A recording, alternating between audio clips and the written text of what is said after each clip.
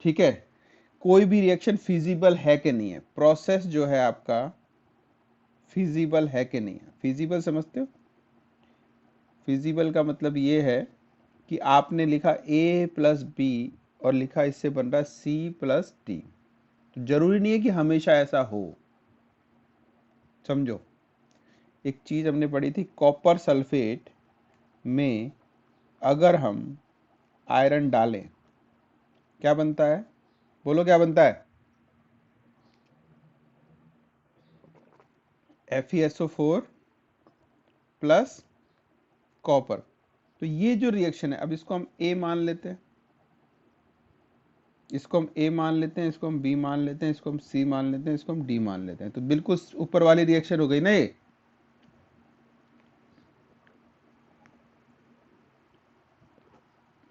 हाँ क्या ना? हाँ, लेकिन अगर हम इसी रिएक्शन को ऐसे लिख दें, कैसे लिख दें? FeSO4 प्लस कॉपर, और बताएं, बताओ इसका प्रोडक्ट क्या बनेगा?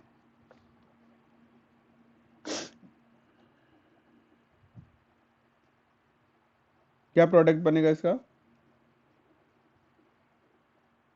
नहीं कर पाएगी, आप लिखोगे नो रिएक्शन। तो मतलब रिएक्शन का होना और नहीं होना, इसी को हम बोलते हैं feasibility, whether a chemical reaction is possible और not, this is called feasibility. यानी थर्मोडायनेमिक्स से ही इस बात का हमको पता भी चलता है कि whether the given reaction is feasible और नॉट। समझ में आ गई बात? फिर से देख लीजिए, थर्मोडायनेमिक्स एक ब्रांच है केमिस्ट्री की, जिसमें हम हीट और उससे होने वाले मोशन की बात करते हैं। क्या क्या पढ़ेंगे यहाँ टर्म? हीट के बारे में पढ़ेंगे, वर्क, क्योंकि आप जब, हीट का मतलब एक तरह की एनर्जी है, तो वर्क कितना करेगा सिस्टम, कितने तरह की एनर्जी आपके काम आएंगी, कोई भी रिएक्शन पॉसिबल होगा या नहीं होगा, ये सब बातें हमको इससे पता चलेंगी। देखिए, अच्छा ये बताओ कि कोई भी हम केमिकल रिएक्शन करते हैं तो कैसे करते हैं? लैब के अंदर करते हैं, और दूसरा कंटेनर के अंदर करते हैं, हाँ के ना? अब कोई भी केमिकल रिएक्शन मान लो, अपने घर में खाना बनाने से लेकर न्यूक्लियर रिएक्शन तक सारी बातें ऐसी आती, कोई ना कोई कंटेनर चाहिए होता है कि नहीं? उसी में हम उसको रिएक्शन को करते हैं, है कि नहीं?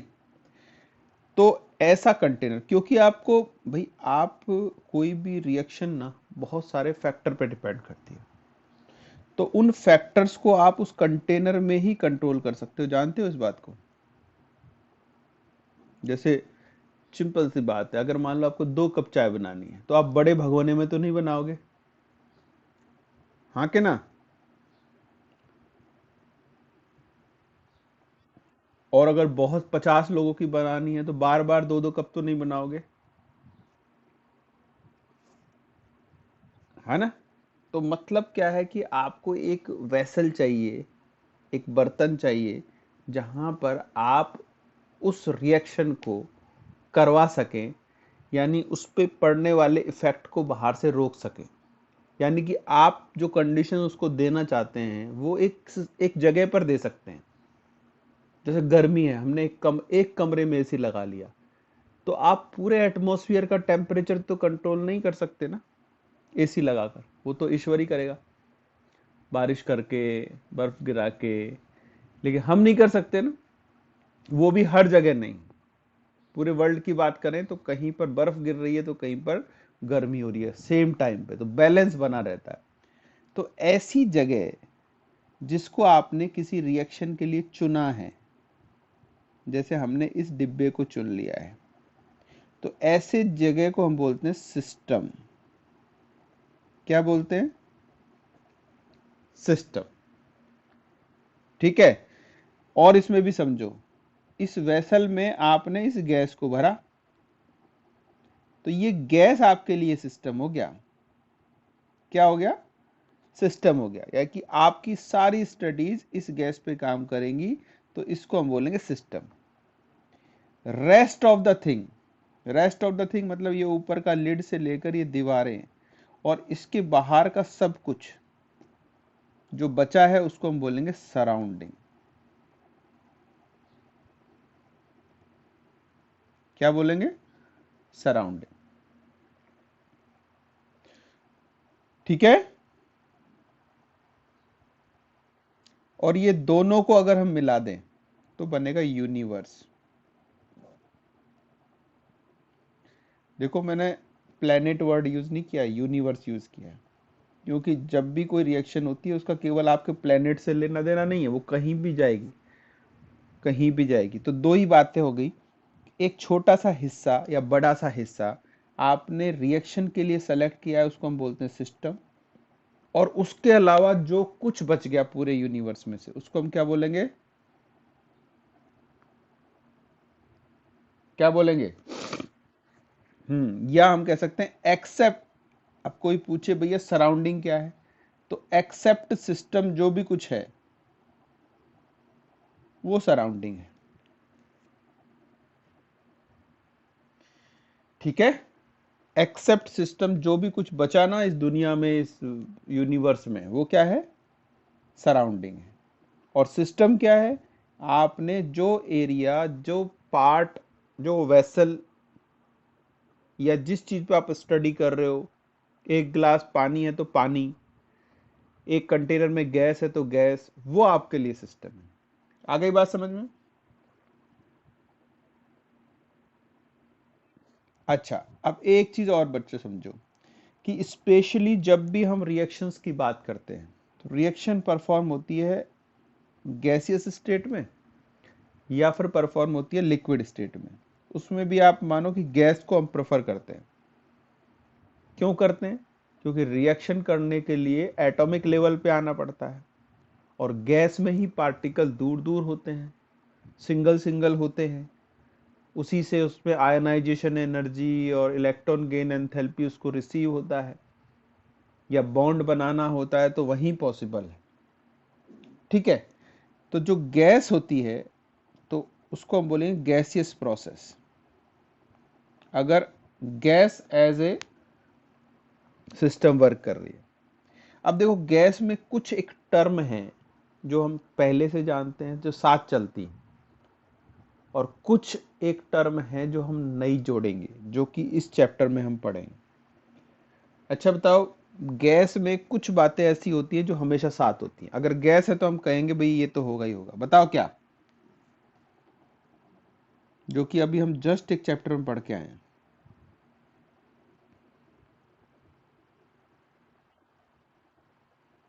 फोर्स ऑफ अट्रैक्शन, बिल्कुल सही है।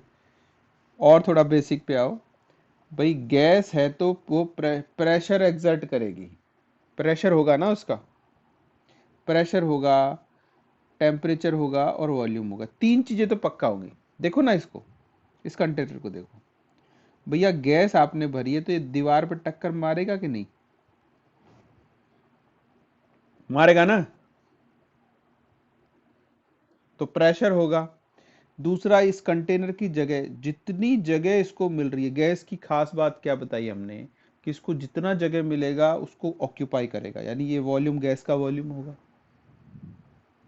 और तीसरा, टेम्परेचर जरूर होगा। ठीक है, ये सारी चीज तो हम स्टेट ऑफ मैटर में पढ़ के आ गए। और इन्हीं के रिलेशन को हमने क्या बोला था? Gases law. हाँ के ना बोलो? जरा बताओ तो, बॉयल लॉ बताओ क्या था, बॉयल्स लॉ?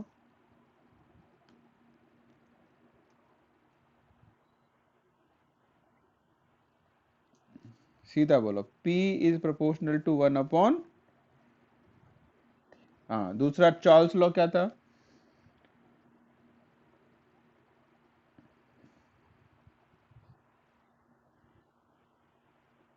T। और एवोगैड्रो लॉ क्या था?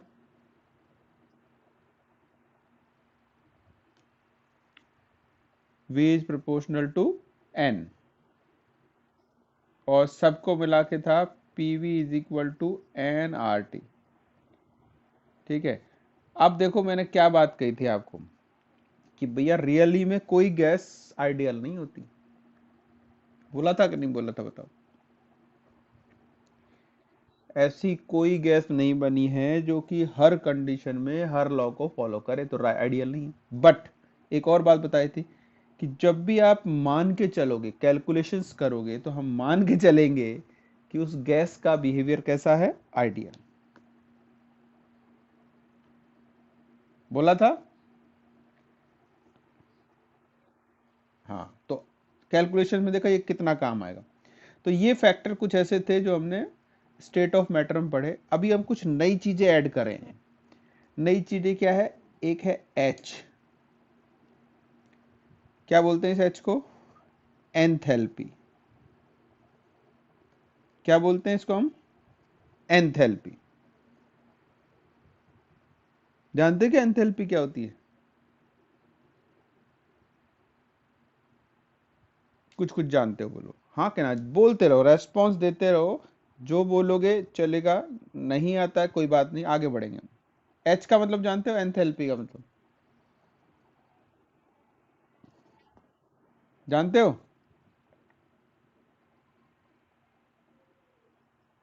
नहीं जानते कि जानते हो?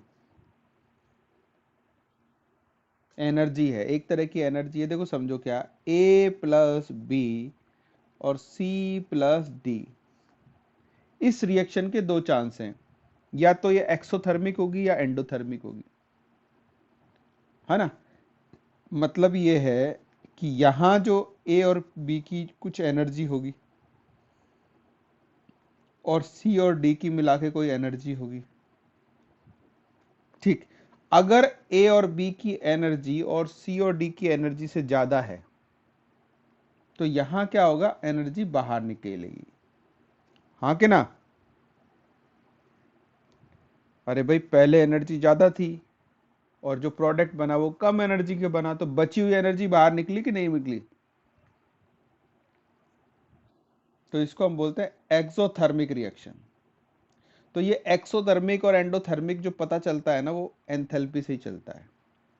इसको हम लिखते हैं डेल्टा एच। कि नेगेटिव है तो एक्सोथर्मिक, और अगर पॉजिटिव है यानी देना पड़ रहा है तो एंडोथर्मिक। जानते हो आप सारी चीजों को, ऐसी कोई भी एक चीज नहीं है जिसको आप बिल्कुल नहीं जानते। कोरिलेट करना है और डिटेल से बताएंगे इस बारे में। आ गई बात समझ में? एक फैक्टर हमने नया ऐड कर दिया, एच, एंथैल्पी का। सही। एक और फैक्टर हम ऐड करेंगे जिसका नाम है एस। क्या ऐड कर रहे हैं हम? एस। एस का मतलब होता है एंट्रोपी। जानते हो एंट्रोपी क्या होती है? एंट्रोपी का मतलब होता है डिस्टरबेंस। सिंपल सा एग्जांपल है। मान लो एक क्लास में 45 बच्चे हैं और 45 में से केवल 20 प्रेजेंट हैं, तो क्लास लगभग खाली खाली रहेगी। बच्चे के चांसेस है कि वो आवाज नहीं करेंगे, या करेंगे तो बहुत कम करेंगे। लेकिन अगर वो फुल है तो धमाल मचा रहेगा। हाँ कि ना? हाँ, तो डिस्टरबेंस ज्यादा, एंट्रोपी का मतलब है डिस्टरबेंस। कि डिस्टरबेंस कितना ज्यादा है उसी को हम बोलते हैं एंट्रोपी। तो पी के साथ साथ एक एच आ गया, एंथैल्पी। एस आ गया, एंट्रोपी। यहां पर नीचे वी था, एक आ गया यू। अब यू क्या है? यू को हम बोलते हैं इंटरनल एनर्जी। Internal energy. क्या बोलते हैं? Internal energy. इंटरनल का मतलब, ये जो सिस्टम लिया है आपने, क्या लिया था सिस्टम में हमने? एक गैस ले ली थी। तो इसकी एनर्जी, इस सिस्टम की जो एनर्जी है जो इसके अंदर है, उसको हम बोलते हैं इंटरनल एनर्जी, यू। एक आएगा जी। ये नई नई चीज इस चैप्टर में बस यही है, कई सारे टर्म नए आ रहे हैं। जी, इसको हम बोलते हैं गिब्स फ्री एनर्जी।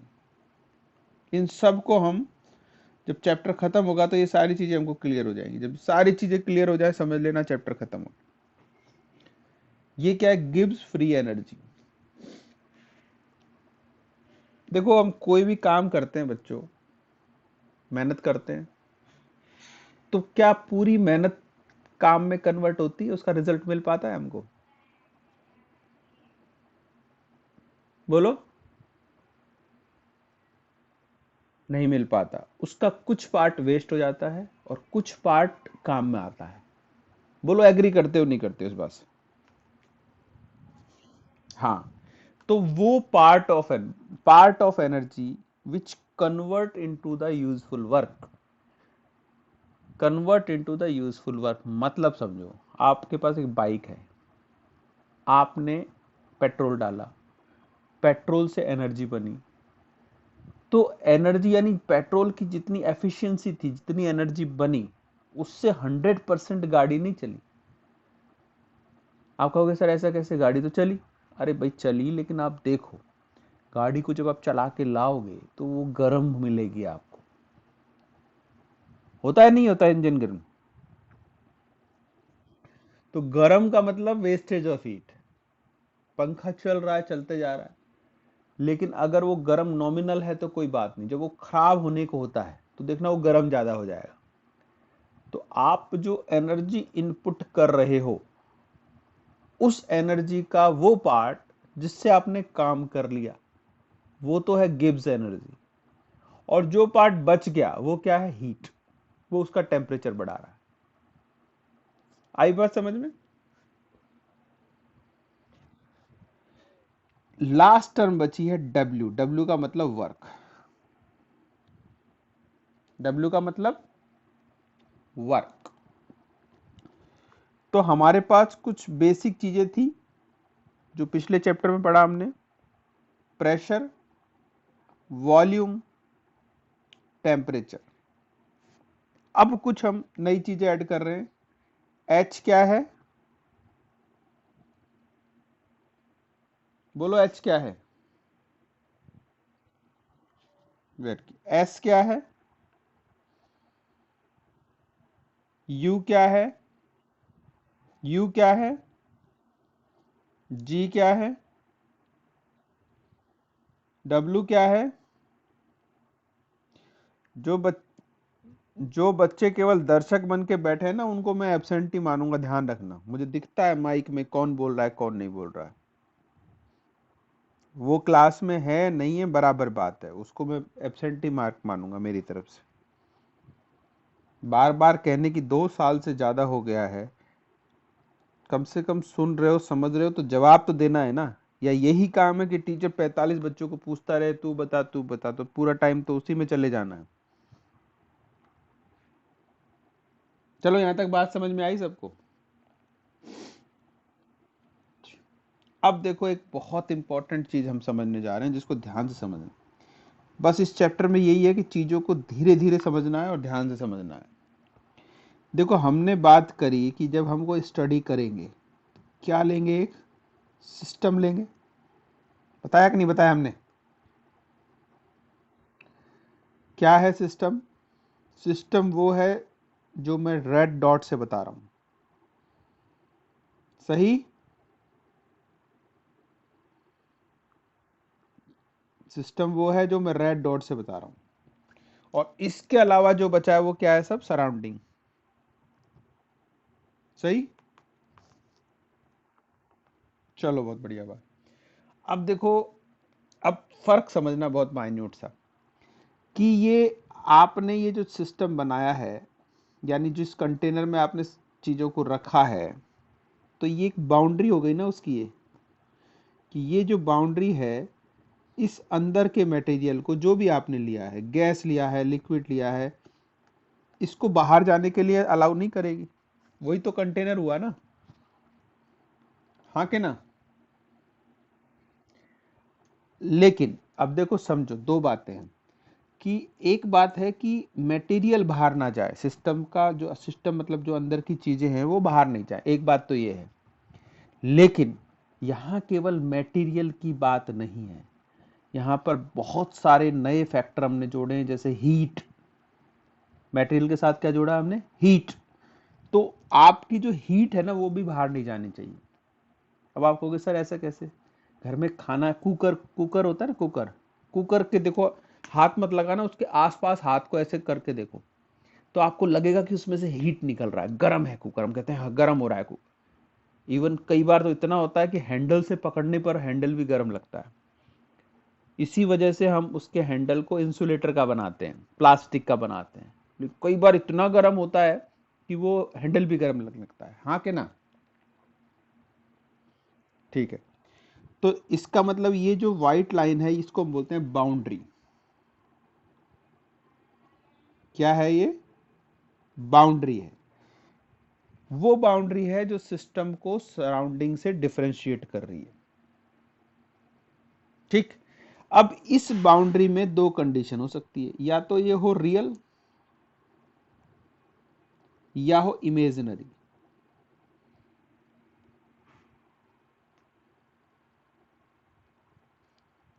रियल का मतलब जो सच में नहीं जाने दे रही है। और एक वेसल समझो, ये ओपन वेसल है, यहाँ ऊपर से खुला हुआ है, तो यहाँ पर हम जान रहे हैं कि लिक्विड जो है ना वो इससे ऊपर जा नहीं रहा है। तो यहाँ पर रियल में कोई बाउंड्री नहीं है, लेकिन लिक्विड ने अपने आप की एक बाउंड्री डेवलप कर ली है। इसको हम बोलते हैं इमेजिनरी बाउंड्री। आई बात समझ में?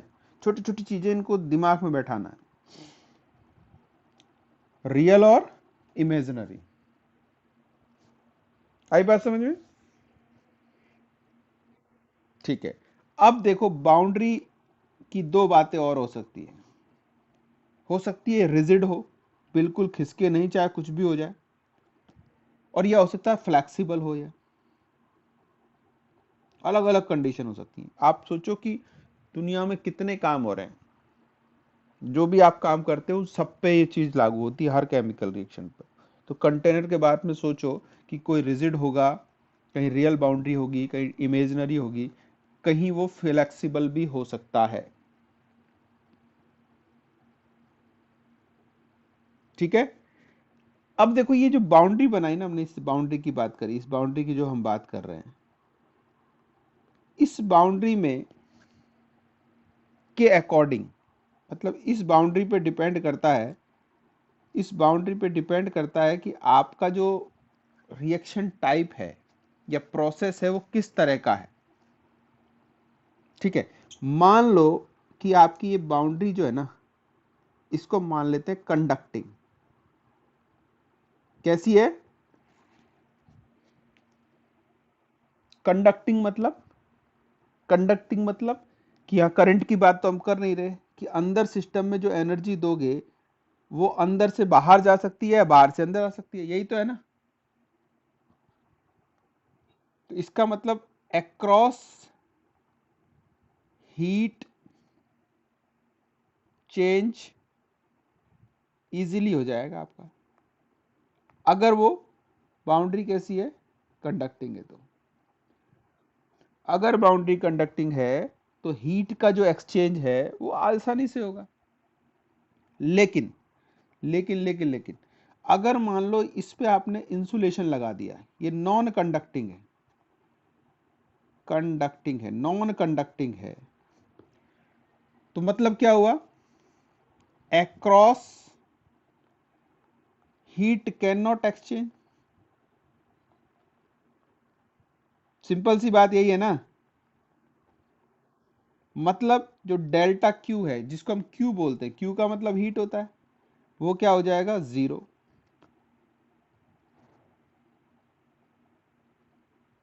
ठीक है, तो ऐसे ऐसे प्रोसेस, अब दो तरह की सिचुएशन बन गई है कि बाउंड्री कंडक्टिंग है और सिस्टम बाहर से एनर्जी ले भी रहा है और बाहर से एनर्जी दे भी रहा है।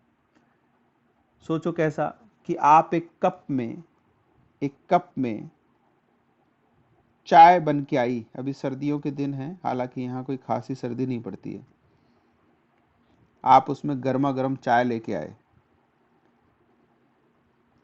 थोड़ी देर बाद क्या होगा भाई? अगर आपने चाय नहीं पी तो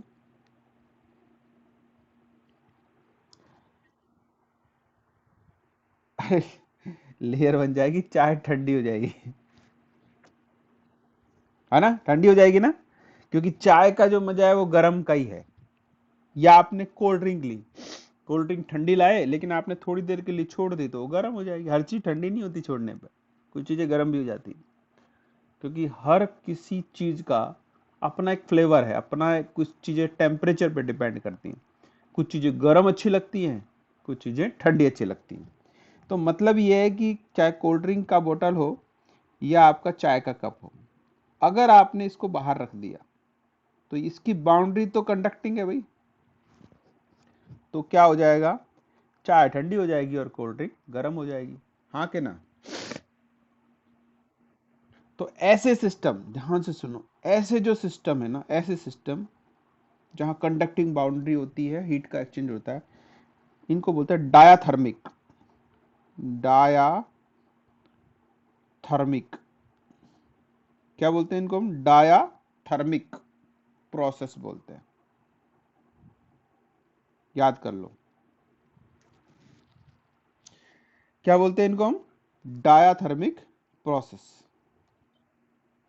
अब दूसरा है कि भाई आप कुछ भी कर लो, पता ही नहीं चलेगा, कोई कंडक्शन नहीं है, अंदर का टेम्परेचर अलग, बाहर का टेम्परेचर अलग। अच्छा, कभी आपने टायर में से हवा निकलते हुए देखी है? जो फील की है वो कैसी होती है, ठंडी होती है, गर्म होती है? झूठे कहीं के। कभी बैलून में से हवा निकलते देखी है? उसको करके देखना, नहीं देखा तुमने कुछ भी तो देखना वो कैसी हवा होती है, ठंडी मिलेगी आपको। टायर में से, अभी ये साइकिल हो ना, तो एक बार थोड़ा सा वॉल खोलो, हाथ लगाओ ऊपर, देखो हवा कैसी आती। भाई दुनिया से उसका कोई मतलब नहीं है, बाहर कितना भी टेम्परेचर हो, उस टायर से उसका एक्सचेंज नहीं हो रहा है, अंदर की हवा अंदर, बाहर की हवा बाहर। बहुत रेयर कंडीशन में जब आप गाड़ी बहुत लंबी चलती है तब जाके टायर बस्ट होता है, हवा बाहर निकलती है, याद है आपको? तो ऐसे प्रोसेसेस जिनमें जिनमें क्या होता है,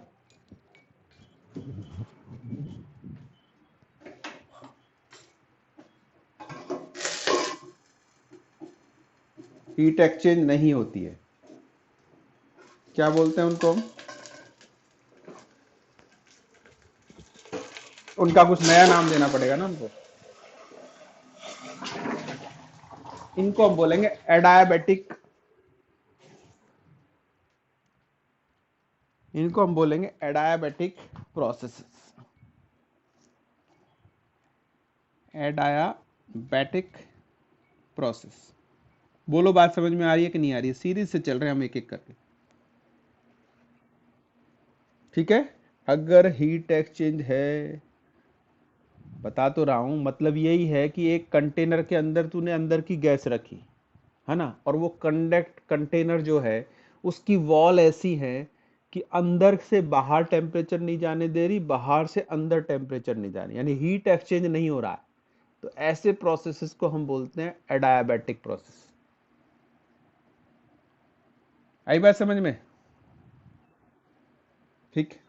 हाँ, तो ये हो गया हमारा एडायाबैटिक प्रोसेस। दो चीजें हमने बताई है, डायाथर्मिक और एडायाबैटिक। अब हम बेसिक चीजों के बारे में जो हम पढ़ने वाले हैं वो सब मैं बता चुका हूं।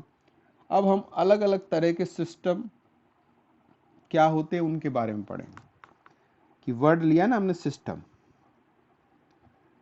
तो अब हम पढ़ेंगे टाइप्स ऑफ सिस्टम, कि कितने तरह। अब एक ये तो सिंपल सी बात बताई कि एक डिब्बे में आपने अंदर गैस भर ली, तो ये सिस्टम है, गैस इज ए सिस्टम। और surrounding including boundaries, all things are surrounding, ठीक है। लेकिन क्योंकि कोई फिक्स नहीं, हर हर जो चीज हमारी लाइफ में हो रही है वो इसका एग्जाम्पल है, हर एक चीज। पर सारी चीजें एक जैसी तो नहीं है ना, सब में कोई ना कोई डिफरेंस है, तो उनका अलग अलग टाइप का नाम हम उनको देंगे। जैसे पहले टाइप का सिस्टम होता है ओपन सिस्टम, नाम से ही पता चल रहा है, ओपन सिस्टम। मतलब एक कंटेनर लिया आपने, इस कंटेनर में आपने क्या भर दिया, कोई भी कंटेंट, लिक्विड भर दिया आपने, ठीक है। अब क्या है, अब कंडीशन समझो कि ये इसकी बाउंड्री है, ये कंटेनर की वॉल क्या है, इसकी बाउंड्री है। अब बाउंड्री तो रियल है, यानी रियल का मतलब समझ गए ना आप, कि कंटेनर यहां से बाहर, यहां से जो है ना, मटेरियल बाहर नहीं निकल सकता, ये इसलिए हम कहेंगे इसको रियल बाउंड्री।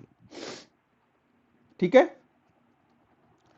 बट दूसरी बात है कि ये कंडक्टिंग है। सीधी सी बात है कि एक भगोनी के अंदर पानी गर्म हो रहा है, ये समझो आप, या भगोनी के अंदर दूध गर्म हो रहा है। अब बात समझ में आ गई? बोलो। ठीक है, तो क्या होगा, क्या होगा जब आप इसको गर्म करोगे, या ये गर्म है, तो ये क्या करेगा, धीरे धीरे यहां से गर्म करने पर जो कंटेंट है, मटेरियल है, वो बाहर जाएगा, जो मास है वो बाहर जाएगा, साथ में एनर्जी भी बाहर जाएगी, दीवारों से जाएगी, ऊपर से जाएगी। कोई भी पानी गर्म हो रहा है, पानी के ऊपर हाथ ऐसे जहां वेपर उठता है वहां हाथ लगा सकते हो क्या? नहीं लगा सकते ना, क्योंकि हीट भी आ रहा है और मटेरियल मॉइस्चर भी आ रहा है। तो ऐसे सिस्टम जहां पर मास का और हीट का दोनों का एक्सचेंज होता हो, उसको हम क्या बोलते हैं? उसको हम क्या बोलते हैं? Open system. आ गई बात समझ में? बोलो, कोई डाउट हो तो बताओ। अगर किसी भी तरह का कोई डाउट है, अब आप अपने आप कैटेगरी बनाते जाओ कि कौन सा सिस्टम ओपन होगा, कौन सा क्लोज्ड होगा, कौन सा क्या होगा। अब दूसरा देखो, इसका उल्टा लेते हैं हम, क्लोज सिस्टम। क्या ले लिया हमने? Close system. अब आपने क्या किया भैया, इसको पैक कर दिया, यानी कि प्रेशर कुकर की बात कर रहे हो। आपने अब काम कर रहे हो प्रेशर कुकर में। अब देखो यही समझ में आ जाएगा कुकर में खाना जल्दी क्यों बना और भगोनी में दाल लेट क्यों बनी। बाउंड्री कैसी है इसकी, बोलो। ये जो भाई, रियल रियल रियल बाउंड्री है ना, ये तो सब पक्का पता है ना सबको। बाउंड्री रियल है, और जो बाउंड्री है कंडक्टिंग है या इंसुलेटिंग है? ऑब्वियसली कंडक्टिंग है। बस आपने क्या किया कि जो कंटेंट है ना वो बाहर नहीं जा पा रहा। मतलब आप हीट का एक्सचेंज कर सकते हो, heat exchange, matter exchange, matter या जिसको हम मास बोलते हैं, नहीं हो रहा है, तो उसको हम बोलेंगे क्लोज सिस्टम। बोलो, समझ में आई बात?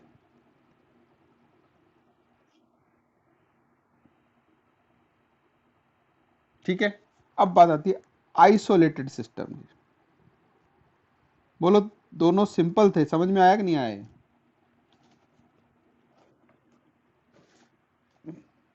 ठीक है। अब तीसरा एक लेते हैं हम, इनको छोटे छोटे एग्जाम्पलों को दिमाग में सेट करना है, जब देगा तो पढ़ना है कि भाई कहाँ क्या चीज होगी, कौन सा फैक्टर होगा, कौन सा नहीं होगा, ये सब चीजें दिमाग में रखनी है। अब हमने क्या किया, एक फिर से एक सिस्टम लिया, फिर से एक सिस्टम हम ले रहे हैं इसी वाले में। कौन से वाले में? क्लोज वाले में। क्लोज वाले में एक तो हमने बंद कर दिया, दूसरा हमने क्या किया कि अब की बार एक ऐसे पिस्टन लगा दी इसके ऊपर। पिस्टन समझते हो ना, जो कि फ्रीली मूव कर सकती है। अगर गैस एक्सपांड करेगी तो ये फ्रीली क्या कर सकती है? मूव कर सकती है ना। तो आप जब टेम्परेचर दोगे तो इस समय क्या होगा, ये पिस्टन ऊपर की तरफ भागेगी। भाई जितना आप हीट दोगे, एनर्जी बढ़ेगी, तो ऊपर की तरफ भागेगी नहीं भागेगी? ठीक है ना। तो अब समझ लो फर्क, यहां तो एनर्जी कंटेनर से बाहर जा रही थी, है ना, और यहां जो एनर्जी है वो क्या काम आ रही है, पिस्टन को ऊपर की तरफ। प्रेशर कुकर में ऐसा ही तो होता है, उस सीटी को धक्का नहीं मार देता ऊपर, उस पर्टिकुलर टेम्परेचर उस प्रेशर को मेंटेन करता है, उससे ज़्यादा नहीं लाने देता। ठीक है। चलो, ये इसी में था, किसी में? क्लोज का ही पार्ट था ये। अब आइसोलेटेड सिस्टम का है भाई, इसको दुनियादारी से कोई मतलब नहीं है। आपने इस डिब्बे के अंदर कुछ गैस भरी, तो डिब्बे का अगर आपने लिड लगा के रखा है, पैक करके रखा है, तो मैटर एक्सचेंज करेगा क्या? नहीं करेगा। लेकिन आपने जो है ना, जो इसकी वॉल है, जो इसकी वॉल है, उनको भी क्या कर दिया आपने? इंसुलेटिंग। यानी एक जो सहारा था, हीट बाहर से अंदर, अंदर से बाहर जा रही थी, क्या एक्सचेंज होगा हीट का? भी नहीं होगा। अच्छा, एक एग्जांपल बताओ इसका, अगर आपको अगर याद आता हो तो। ऐसा कोई एग्जांपल है क्या जो हम काम में लेते हैं जो कि इस कैटेगरी में आता हो, आइसोलेटेड सिस्टम? बिल्कुल बिल्कुल, थर्मस। थर्मस जो होता है ना, वो इसी कैटेगरी में आता है। थर्मस फ्लास्क इसी कैटेगरी में आता है। और आपको सबको समझ में आ गई होगी अब बात, कि वो क्यों गर्म चीज गर्म रह रही है और ठंडी चीज ठंडी रह रही है। कि ऊपर से जो लिड लगा है, देखो जो ढक्कन लगा रहे हैं ना, उसमें एक रबड़ की सील लगी हुई है। और साइड की जो दीवारें हैं, उसके बीच में दो तरह के थर्मस आते हैं। एक वो होते हैं जिनके अंदर ग्लास होता है, यानी बाहर मटेरियल। एक टाइप ये आता है कि अंदर की तरफ इस पे ग्लास की लेयर लगा देते हैं ऐसे अंदर की तरफ, है ना। तो ये ग्लास क्या होता है? इंसुलेटिंग होता है। तो अंदर का हीट और मटेरियल तो जाएगा ही नहीं, हीट को भी ये बाहर नहीं जाने देता। आजकल एक नया है, मेटेलिक आने लगे हैं। इस तरह की बॉटल्स आती हैं, देखिए मेटेलिक आती हैं। तो इसमें ना कुछ नहीं लगा है, क्योंकि ग्लास का क्या है, जैसे ही आपने अगर तेजी से रख दिया तुरंत टूट जाता था ये। तो आजकल की बोतल में क्या है कि एक लेयर बना दी गई, डबल लेयर बनाया गया इसको। तो यहां पर कुछ भी नहीं है खाली, यहां पर इस तरह का इसको बना दिया है।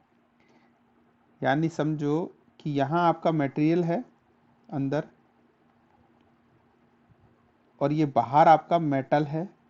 और मेटल होते हुए भी कंडक्टर नहीं है। कारण क्या है कि ये जो बीच की लेयर है ना, बीच वाली लेयर, यहाँ गैप रखा गया है, और जहाँ गैप होता है वहां क्या होती है? एयर।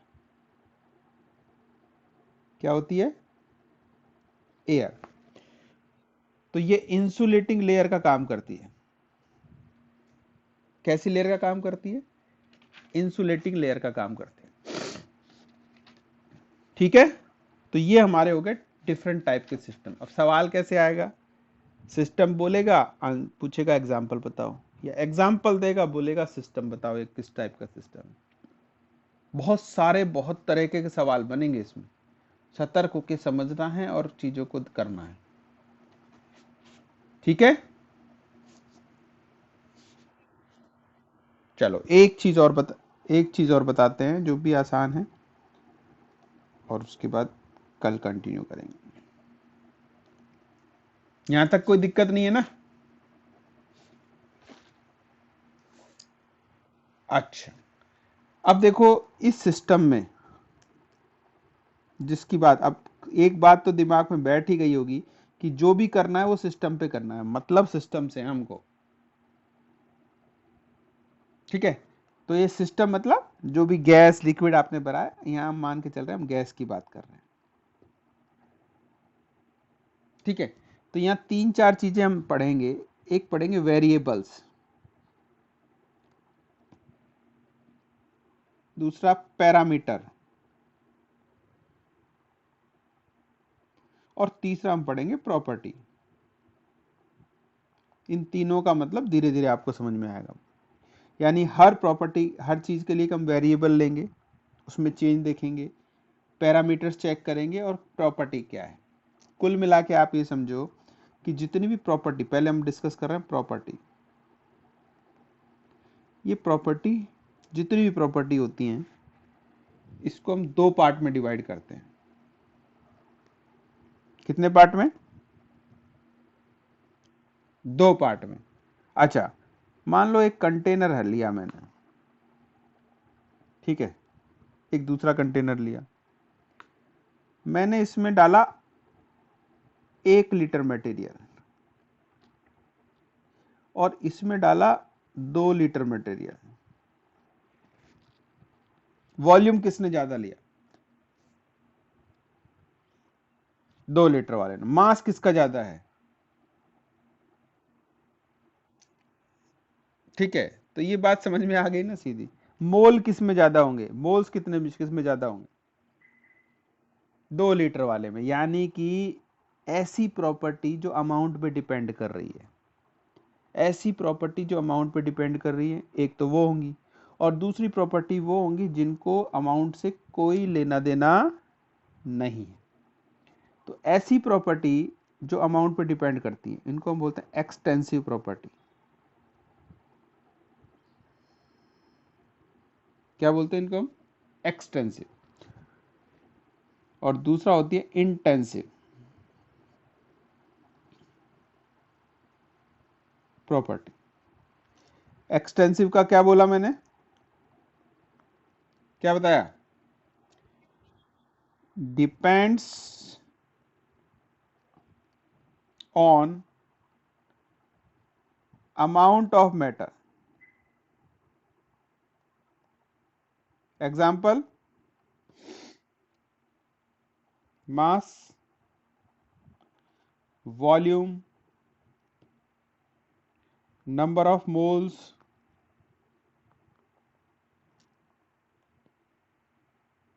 Heat capacity. अब ये नई नई कुछ कुछ चीजें नई आएंगी जिसको हम आगे पढ़ेंगे क्या मतलब होता है। लेकिन इस पे एक सवाल जरूर आ जाता है कि आपको एक एग्जाम्पल देके पूछेगा, बताओ ये एक्सटेंसिव है या इंटेंसिव है। इसमें थोड़ा याद भी करना है और समझना भी है कि क्या लॉजिक है। ठीक है ना? तो बेस क्या है इसका? कि जो मैटर पे डिपेंड करे, अमाउंट पे डिपेंड करे, वो एक्सटेंसिव है। जो इस पे डिपेंड ना करे वो इंटेंसिव है। इसके साथ साथ all energy term, energy term, इसका मतलब तो समझ ही गए ना। एनर्जी किस पे आएगी? जितना अमाउंट होगा उतनी एनर्जी ज्यादा आएगी, है कि नहीं? अब एनर्जी टर्म क्या हो सकती है? हीट, कि जितनी एनर्जी उतनी हीट, तो हीट भी एनर्जी टर्म हो गई। दूसरा, एनर्जी कन्वर्ट होती है वर्क में, तो वर्क भी एक तरह की एक्सटेंसिव प्रॉपर्टी हो गई। अभी अभी हमने बताया था एंथैल्पी, ये भी एनर्जी टर्म थी ना। और एंट्रोपी भी। एंट्रोपी का मतलब रैंडमनेस, जितना टाइम एनर्जी ज्यादा होगी उतनी एंट्रोपी ज्यादा होगी, ये भी हो गई। इसके अलावा हमने एक और बताई थी एनर्जी जो कि वर्क में कन्वर्ट होती है, गिब्स फ्री एनर्जी। एक और बताई थी जिसको हम बोलते हैं इंटरनल। समझ में आ रहा है? सब एनर्जी है। All energy terms depend on amount of matter, so considered as extensive property. सीधी बात समझ में आ गई सबको? अच्छा, इंटेंसिव प्रॉपर्टी क्या है? अरे भाई लिखा तो है, जो अमाउंट पे डिपेंड करे। Does not depend, depends on amount of matter, जो कि मैटर के अमाउंट पे डिपेंड नहीं करती। कैसे? जैसे डेंसिटी। वाटर की डेंसिटी, आप एक गिलास लोगे तो उसकी डेंसिटी फिक्स है, क्योंकि उसकी लिक्विड है ना वो, उसको पता है कि कितने वॉल्यूम में कितना मास आना है, तो डेंसिटी फिक्स है, डिपेंड नहीं करती। आप एक गिलास पानी की डेंसिटी चेक करोगे उतनी आएगी, एक बाल्टी की चेक करोगे उतनी आएगी। ठीक है? Temperature, pressure, viscosity. विस्कोसिटी जानते हो क्या? हाँ, फ्लूइड जो फ्लो करता है उसको बोलते हैं। इसके बाद जितनी कंसंट्रेशन टर्म होती है, कंसंट्रेशन टर्म कौन कौन सी थी? मोलैरिटी, मोलैलिटी, है ना? जितनी, all all concentration term are intensive property. समझो, आपने एक डिब्बे में एक कंसंट्रेशन भर रखी है, तो आप कहीं से भी सैंपल लो यार, कम और ज्यादा में थोड़ी फर्क पड़ता है। आप इत हैं क्या मोल फ्रैक्शन, क्यों, क्या दिक्कत है, कैसे?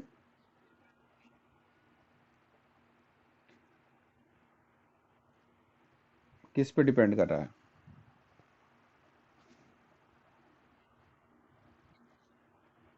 अभी बताते हैं ना इसको, तेरे को कैसे आएगा। आपका आपका कंफ्यूजन वाजिब है, लेकिन अभी हम बताते हैं, एक और लास्ट चीज तो बता दें, फिर बताना कि आएगा कि नहीं आएगा। तो ये बात समझ में आ गई।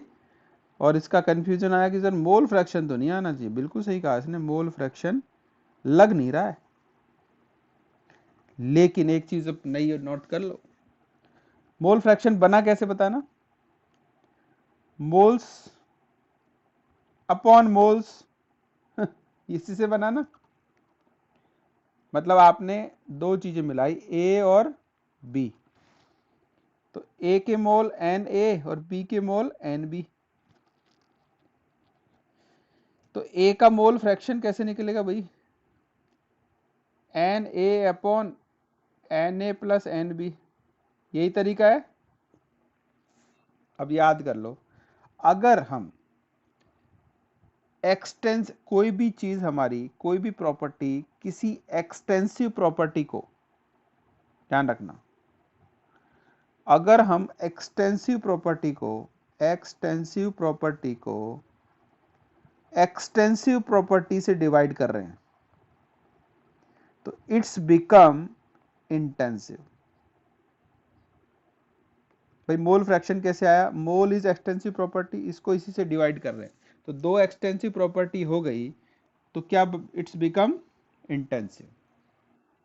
हाँ, तो यही इस पे एप्लीकेशन आता है, फिर एप्लीकेशन इसी से तो बनता है कि भाई ये बताओ ये वाली कौन सी है। तो देखने में कई लगेंगी कि ये एक्सटेंसिव हो सकती हैं, लेकिन ये भी देखना है, देखो एक होती है डायरेक्ट चीजें, और एक होती है जो चीजों को मिला के बनती है, दो चीजों को मिला के बनती है। तो दो चीजों को मिलाकर भी अगर दो एक्सटेंसिव प्रॉपर्टी से कोई एक नई प्रॉपर्टी आ रही है, तो इट्स बिकम इंटेंसिव। समझ में आ गई बात सबको? काफी इंपॉर्टेंट है, इसमें से आपको एक दो नंबर का सवाल टिक जाएगा। ठीक है, तो इसको आज पढ़ लीजिए, एक दो चैप्टर हैं, एक एक चीज जो बुक में दी है, मैं बार बार कहता हूँ बुक पढ़ना बहुत जरूरी है। उसमें जितने एग्जाम्पल दिए हैं, अब इसमें सवाल एक्सटेंसिव इंटेंसिव से तो आना ही है, 100% इससे सवाल आना ही है। तो जितनी प्रॉपर्टीज आपको नज़र में आ रही हैं, हर जगह दिमाग भी नहीं लगाना है कि कुछ जो दिखी है उनको याद कर लो, भैया ये इस कैटेगरी की होती है, ये उसको लॉजिकली याद कर लो, सवाल आना ही आना है इसमें से। अब इसको आप अभी याद करोगे, चाहे एग्जाम के टाइम याद करोगे, तो फिर कंफ्यूज हो जाओगे यार क्या पढूं क्या नहीं पढूं। ऐसी चीजें जो हमारे चैप्टर को चलाने के लिए चाहिए, उसको तुरंत याद कर लो, समझ लो। ठीक है, चलो आज के लिए काफ़ी है, हमने चैप्टर को शुरू कर दिया है, चैप्टर हमारा शुरू हो चुका है।